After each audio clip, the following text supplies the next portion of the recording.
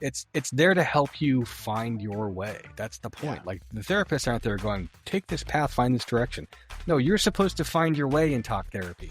And the AI will help you. Like your therapist can be your sherpa, but they're not really great at that. What they're really great at is being a sounding board. And you basically need your own sherpa structure in place.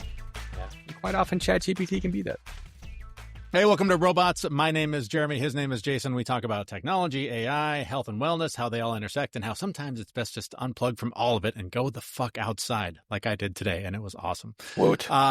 Today, we want to talk about something, and you might have to follow me down a rabbit hole a little bit here because my brain works in weird ways sometimes, and the path I've been on trying to find myself has started in a weird place and is ending in kind of a cool place. So, bear with us. I don't know where this is going, but we're about to find out.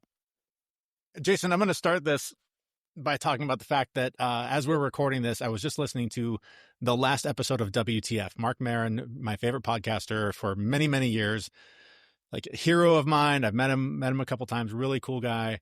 His show ended, and it has been a heartbreaker. I've been grieving a lot more than I thought I would. But the process of him leaving has sort of kicked open a door for me of trying to find myself, because in all the years that I've been listening to his show, I've really related to a lot of the content that he shares, a lot of his worldviews. And with him leaving, there's been this sort of like vacuum, this absence that's starting to open up. It's like, what am I going to do without this voice in my head in the gym every day? Who am I going to turn to for that sense of comfort and belonging? And along my way, I've been sort of asking myself those questions and in turn asking them to AI to help me sort through the fogginess and spiderweb of thoughts that I've had. And I've landed in some really interesting places and started to find something I've been searching for nearly 50 years. And it is, what the hell is fun? Like, what do I actually like to do? When I have an open time on my window, I usually panic. I'm like, what the fuck? I don't know what to do with it. There's 1,000 things I could do. I get paralyzed. I do none of them. And then I feel like shit for the rest of the day because I didn't do any of them. No. You pick up your phone and you start looking at shit. Yes, that's the other thing. You do. That's what you do. That's what you do. Yes, and like picking up the computer, there must be something on here that can fill the time and pass it by or whatever. So yeah, it's been super interesting. And I'll stop talking there because I've been talking a lot already. So your immediate response. Yeah, I want to reframe this question. Okay. It's not what is fun. It's what do I do when I'm not occupied? Yes. Because fun is subjective. Like you can go, I'm going to do this thing because I think it's going to be fun or it's going to occupy my time. Right.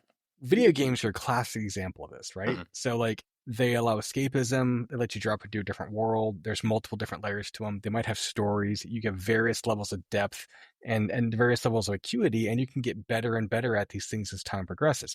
You know, going through being able to build things or do first-person shooters or whatever it is you're going to do. Yeah. You know, a useless fucking skill that you're never going to use again unless you have, you know, teenage kids and you want to beat the shit out of them at Mortal Kombat to show them who's still boss. Not saying I've done that. Of course not. I'm not saying I've done that today. I've never played a classic Nintendo game just to destroy my children and show them that I'm still relevant in 1989. Yeah, try to dunk on them. Right. So, I mean, there's a ton of truth to the notion that we as individuals are always looking for something in us that occupies us in a way that keeps us engaged for a protracted period of time. So we evolved as creatures to go out and hunt and do certain activities and then come back and do other stuff to make sure that the tribe survives. Right. And there's certain things that we have to do to make sure that we keep living. You know, we got to eat enough, we got to drink enough. We have to eat enough food, we have to drink enough water, we have to get enough sleep, and we have to protect ourselves with clothing or caves or something else from the elements. Right. Once those things are kind of done, after that, the pursuit of the other becomes the thing that you can do. And as we went from these hunter-gatherer societies into agrarian cultures, we suddenly found that we had free time. And as we had free time, we had to occupy that space with other things. Yeah. And that's how you get things like reading and how you get mathematics and people actually pursuing things that are interests beyond, you know, basic rote survival mechanisms. And then you created a commerce system where people could go through and specialize in skills and get really, really good at things. And then they could go through and they could do that the thing they're really, really good at and specialize that for a certain period of time and get money or goods or services or something else. And then they would have to find something to do. So a lot of people, they switched over to things like, I'm going to make booze that makes me drunk because being high is something, it's a good distraction for the things that I want to do. And then you have other people who are like, well, I'm going to distract myself with doing these things. Like I'm going to learn how to fish, or I'm going to learn how to tie knots, or I'm going to learn how to do blah, blah, blah, blah, blah. Mm. Now we have the internets and the compendium of human knowledge in front of us.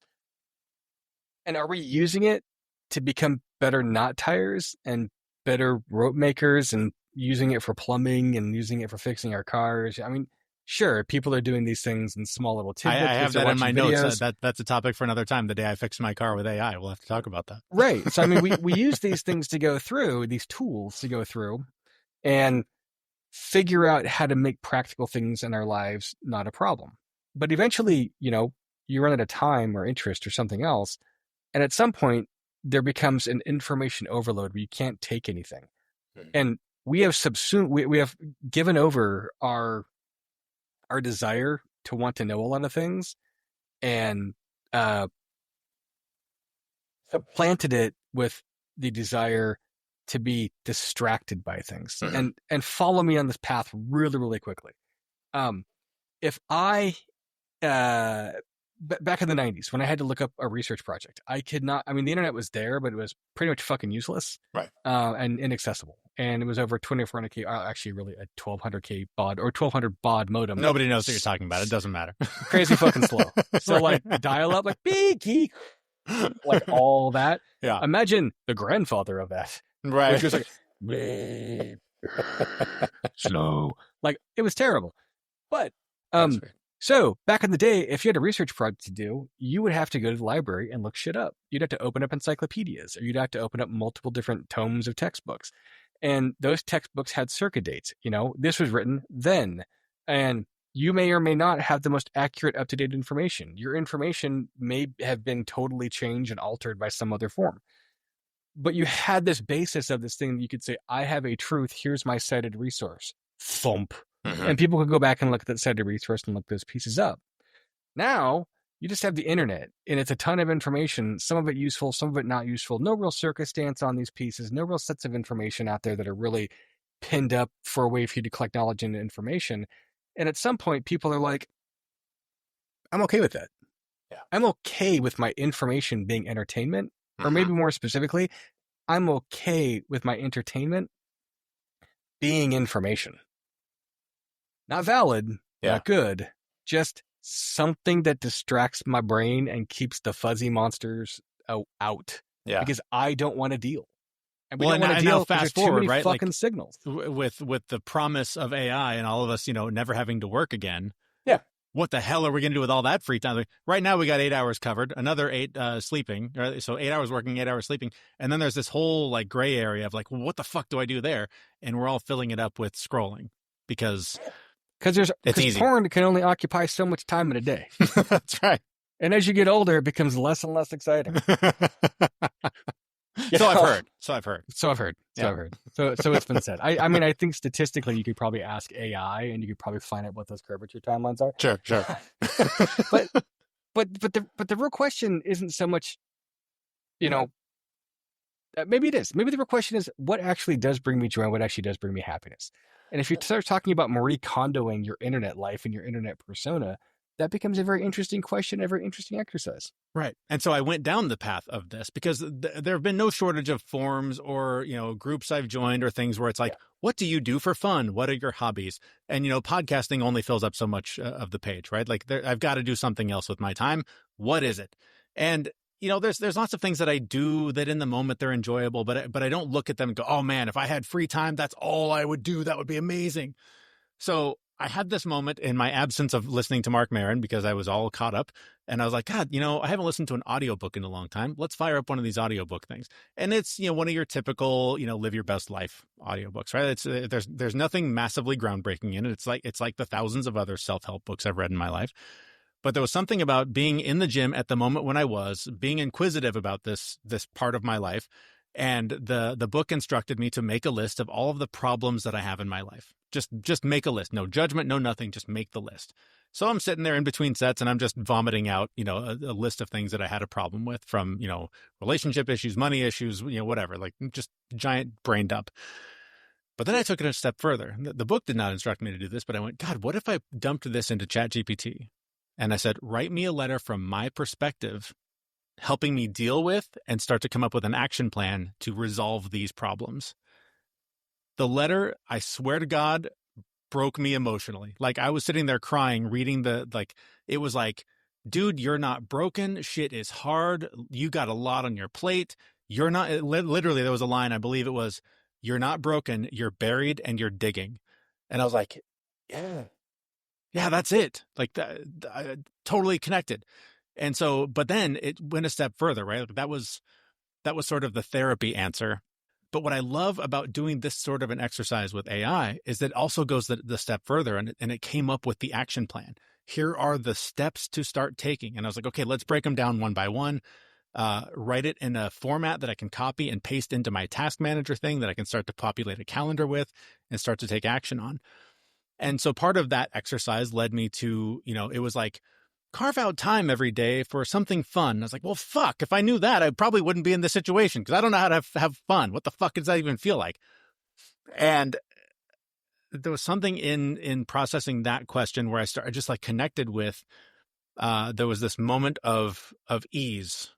And I think I was just with my kids or something, and they're at the park and they're playing. And I was like, God, this reminds me of that time in Paris when like we're just laying in the park and it was very leisurely. This reminds me of when we went to Disneyland the first time, and we just had no agenda. We just followed the kids wherever they went. And I started these lights, these words started to light up in my head: flow, ease, peace, calm, presence. And so I started dumping that into the tool, and I was like, this is what I want more of in my life. Like, that to me, that is as close to fun as I'm ever going to feel. It's like just sense of like, just this ease. And it was like, that it was, of course it's like, that's amazing, champ. But it was interesting because it was like, you're not the kind of person who's looking for the skydiving, the parasailing, the, rock climbing. You want this calm. You want these peaceful moments to just sort of enjoy life. And I was like, And it was like, P.S. there's nothing wrong with that. Like, if that's fun for you, that's awesome. Do more of that. And I felt this like forgiveness, or this allowance to accept that Permission. is, yeah, permission. That's the word. Thank you. This permission to seek more of that, and that could be enough. Yeah. And all of a sudden I started this wash over my body of like, just comfort in my own skin, feeling like, okay, that's who I am. And that's okay. There's nothing wrong with that. There's nothing wrong with my lack of desire to throw myself out of a fucking airplane. It's okay that I just want more calm and peace and quiet in my life. And that's okay. This all, again, I'm going to keep circling back to Marin because this is where I'm at in my life. I went and saw the documentary about his life and his loss of his partner a few years ago. And in watching him on screen, as tortured as he is, and as much as I relate to that torture, there's also this comfort in his own skin of like, that's who he is and that's how he's lived his life. And has a level of acceptance to it. And so I'm just like, there's part of me that the soundtrack in my head that used to be, God, you fucking idiot. God, you're the dumbest piece of shit. How could you do such a stupid thing? I erased all of that a few years ago. And there's just been this vacuum since then of like, what is the dialogue? What is the conversation I'm having with myself? And all of a sudden I'm starting to hear things like, it's okay that you feel like this. It's okay that this is what you want to do. It's okay that you don't give a shit about the problem that person's having and you don't want to have to solve it for them again. Like, there's all these things that all of a sudden I'm hearing this new soundtrack that's like, you don't have to fucking be anything other than what you are right now. And that's fine. And it's weird because it's landing. And so with that, I was like, again, having the conversation with AI, what should I do? Like, what other things can bring this kind of feeling? And it was like, it got me thinking, and I used to like riding my bike. And so like today I'm off work. I just decided to take a day off because it's the day after Thanksgiving. I just wanted to extend the weekend. Canadian Thanksgiving. Yeah, that's right. Because we do it right. We do it in October, the way you're supposed to. And I was like, I'm gonna take the kids to school. I'm gonna go ride my bike on a trail. I'm just gonna go do it because why not? Like I would have been panicking 2 weeks ago if I was trying to figure out what to do tomorrow, but because I had just gone through this exercise, I was like, I'm gonna go do that. You know why? Because I like it. Doesn't have to be the biggest thrill of my life, but it's something I enjoy. Let's go give it a shot. Had a great time. I rode on this trail for 2 hours. I stopped at a cafe and sat along the river drinking my coffee, talked to my friend on the phone for an hour. I was like, I can just do this. I don't have to constantly be searching for whose problem can I solve? Who can I make happy? Who can I convince that I'm not a complete sack of shit? Like I can just do these things that I want to do, and that's fine. And I know to some of you, you're like, duh, what's the fucking epiphany? 48 years I have not felt this way. So can I ask a question? No, I'm sorry. We're done. We're out of time. All right. Thank you, guys. That was a fun show. When is your ebook coming out that says, here's the one prompt that you can do to save your life, and then charge people $9.99? Right. That's the method, right? That's how you do it. I can solve I all of your understand problems. this is how we become internet rich. That's right. That's right. So according to every Substack post I see, with this simple prompt, I can save your life. Yes. No, I mean, okay. So one, good on you for asking yourself that question. Yeah. Two, good on you for, having the guts to throw it into an LLM. I trust that you check the temporary chat button so it doesn't store the shit for I did the paid version, so it's not training anything based on what I said, supposedly. Okay. Well, look, I'm 50. I still don't know what I want to be when I grow up. Yeah. And I'm okay with that. Like, I don't know what age I figured that part out at. And don't get me wrong, like, I'm a horrible fucking emotional mess in all kinds of ways. Mm-hmm. I have my shit together some days, in some ways really, really well. I don't have my shit together at all in some other ways.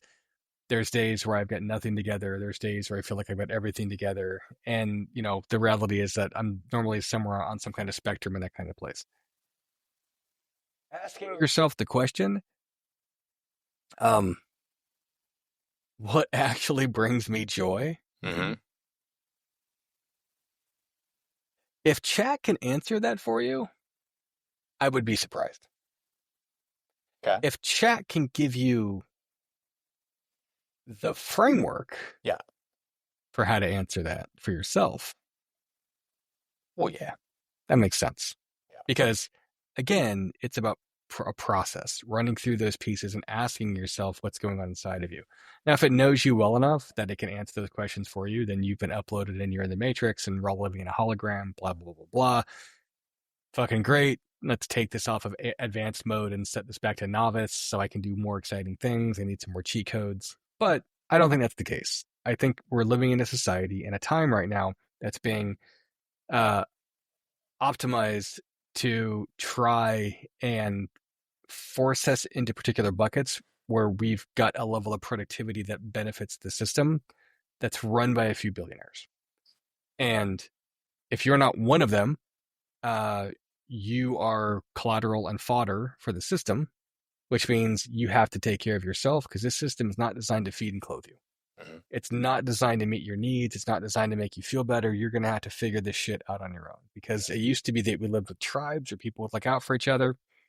We don't live in that space anymore. Not at all. Like, cops are considered to be adversarial in most parts of the world. Like, they're not something that you're there to look for trust. They're there. You're both a good and a bad. You're afraid to be caught for some criminal behavior like speeding or, I don't know, petty theft. Did you overfill your coffee cup? Did you fill up your soda twice without paying? I mean, the random shit that people get busted for is crazy.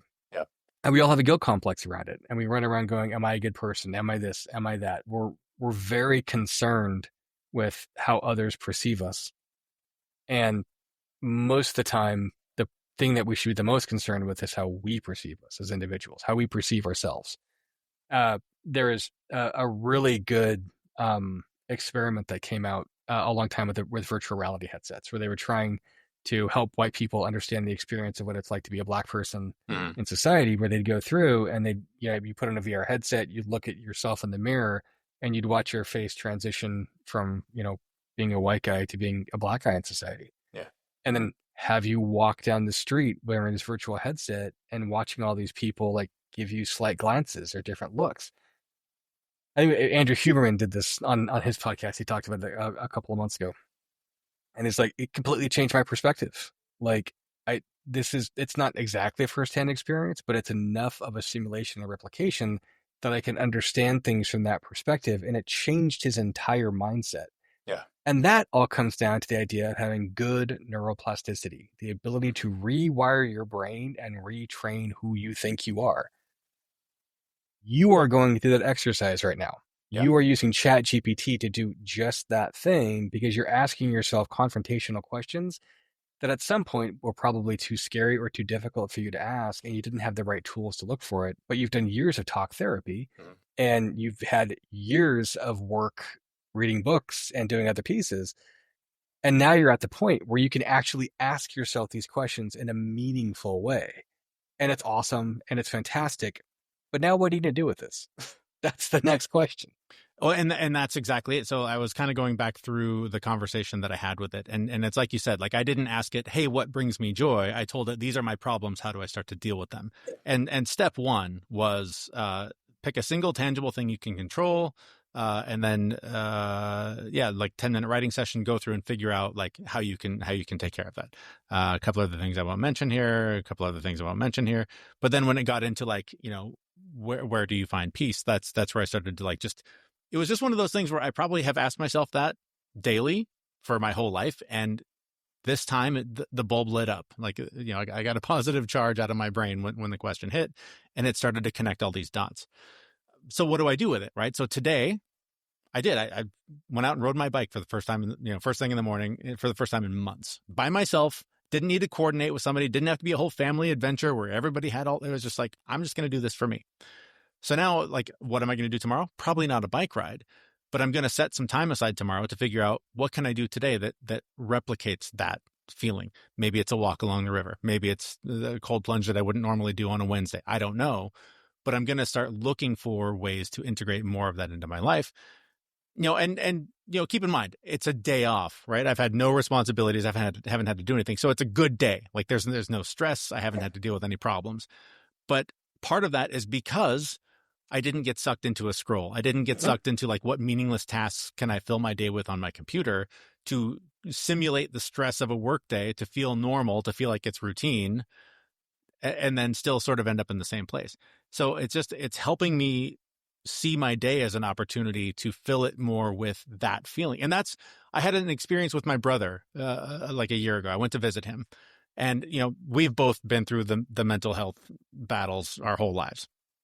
I watched him in his current state in his life, literally waking up every day and going like, what can I do for fun today?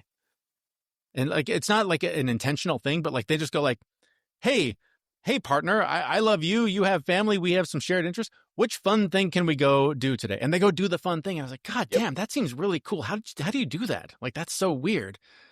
And I'm for the first time getting a taste of that now, where it's like, oh, I can just freely choose to try something. Maybe tomorrow the feeling won't be there. Maybe it won't work, but I'm sure as hell going to try, because I now have this positive reinforcement that if I do, I might end up feeling like this. So why not give it a shot? Yeah. I mean, the answer to how do you do it is you do it. Mm-hmm. Like, it's not rocket math. And I mean, there's all kinds of ways you can talk about it. There's nothing to it but to do it. The only way out is through. Like, there's 1,000, embrace the suck, whatever you want to call it. But yeah, waking up and having your intention that day being, I'm going to do something nice for myself, is not a bad thing. And a lot of us worry that, if I do something nice for myself, it comes at the expense of what I'm going to do nice for other people. Yeah. And, as parents and partners, we start feeling guilty about that, because there becomes this sense of, if I'm only taking care of myself and I'm not taking care of others. Well, we're living in a constant airplane crash right now. Like, it's the plane is falling all the time. Yep. So you better put your own oxygen mask on first, or else you're going to pass out on this plane and not be able to help fucking anybody. But one element of this that I want to make sure I mention is that guilt, right? That Yeah. part that comes up. I do a lot of shit for me. I go to the gym every day. I cold plunge multiple times a week.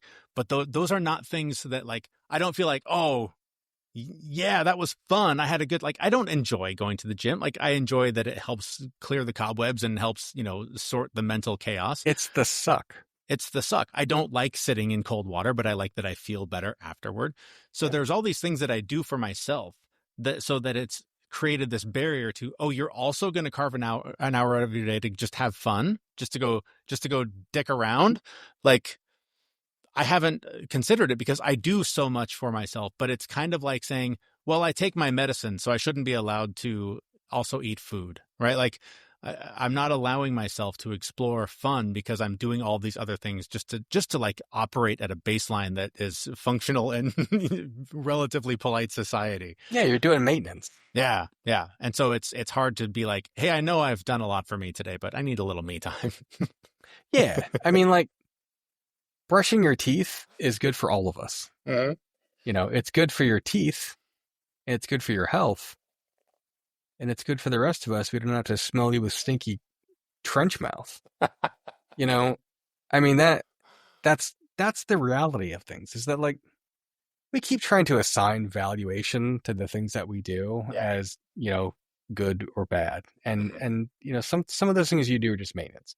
And we often get into this internal conflict of, am I being selfish by going and doing this thing? Yeah, maybe, but who gives a shit? Like, selfishness is how the species survived. And you are somewhat biologically pre-programmed to do some of those things. Now, does that mean be selfish at all costs and hurt everybody in the process? Well, no, absolutely not. But it's okay to go, I need an hour to myself to go do something that I actually enjoy. That's not maintenance. That's not the suck part. And I mean, I'm lucky enough that I like my workouts and I like going to the gym. And yes, it sucks, but part of the fun part about it is the group misery that I'm there to participate in, and the complaining and whining. And I go to CrossFit and it's a fucking stitch and bitch circle. Like, we get in there and we talk about all kinds of things. I mean, we try to avoid politics and religion in general, but they come up and we talk about it, and we've got, opposing opinions and views. But for the most part, we're throwing around heavy weights or breathing hard, and, we give each other a fist bump at the end and go, good job. And then we go about our days. And, most of us will stop and do something on the way home, or we'll stop and pick something up. And that little guilty pleasure might be like, I stopped and got a cup of coffee, or I stopped at Costco and I bought myself splibbity blah, whatever. But when I leave there, I feel tired. Like, I don't leave there going, oh, I feel so much better. Like, I'm exhausted. I'm worn out. So my treat when I get home, when I'm really tired in those kinds of situations, are I might turn off my phone, and I might turn off my computer, and I might go lay down in bed for half an hour and turn on like a 30-minute sleep cycle thing that's got binaural beats on it to try to like recoup and recover in this kind of way. Yeah. Is it being selfish to do that? I mean, maybe. Am I not doing something for my employer during that 30 minutes? Well, I don't know. I mean, I think them getting the best of me and getting me at my best emotional, physical, mental peak, pretty beneficial. Because when I'm working at my best, I'm highly productive. Yeah. When I'm working at my worst, I am not.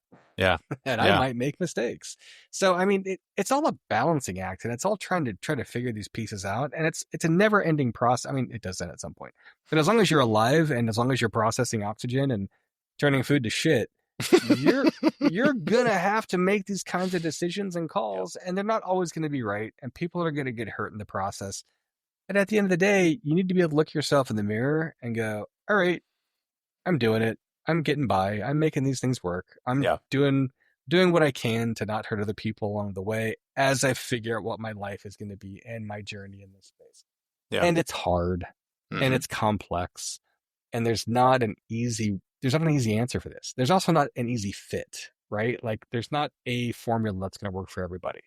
So doing this exercise and asking the AI gods what a framework would look like for you is a wise idea. And being able to go through and prompt engineer those pieces and try to push those things through is a wise idea. And if you use it as a life coach and maybe consult some humans along the way as well to check yourself, I think there's real benefit to this.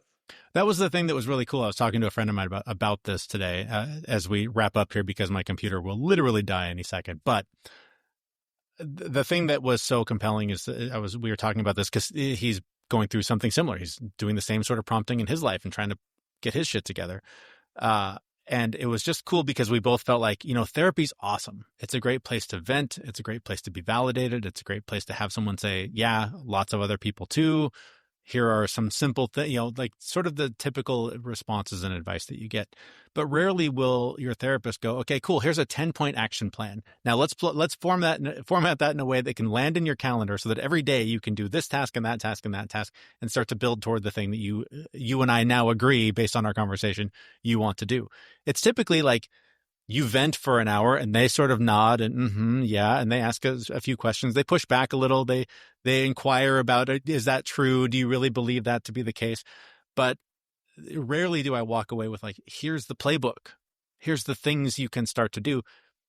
They may not, again, they may be the wrong thing, but they're at least a direction to go rather than same time next week. Okay, see you then, right? Like, yeah. It was really cool to be able to open up, share that stuff, and have it be a two-way conversation, not talking to the chair, not writing the letter and setting it on fire. It was just like, I got some shit. How do I deal with this? And it's like, you're awesome, bro. Do these 10 things. Yeah. All right. So far, step 1 feels pretty good. Right. And just standing like an old man screaming at clouds, shaking your fist is like, it's very therapeutic and it makes you feel good. But most talk therapy is that, right? Like it's not telling you what to do. It's not giving you good advice. I think the dog totally agrees. It's not giving you advice. It's there to help you find your way. That's the point. Yeah. Like the therapists aren't there going, take this path, find this direction. No, you're supposed to find your way in talk therapy.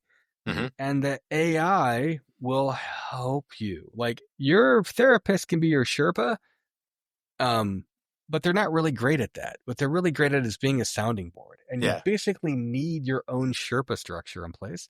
Yeah. And quite often ChatGPT can be that. Yeah. Has been for me. Yeah. So very interesting time, very interesting feelings I'm experiencing for probably the first time, if not the first time in a very long time. So hey, and no boomby bloomby for the AI this time. I know we didn't take a complete dump on ChatGPT this time. That's a pretty big win for us as well. So, I mean, don't get me wrong. It's still going to be the death of all of us. But for now, yes, of course, it's pretty awesome. So enjoy the ride.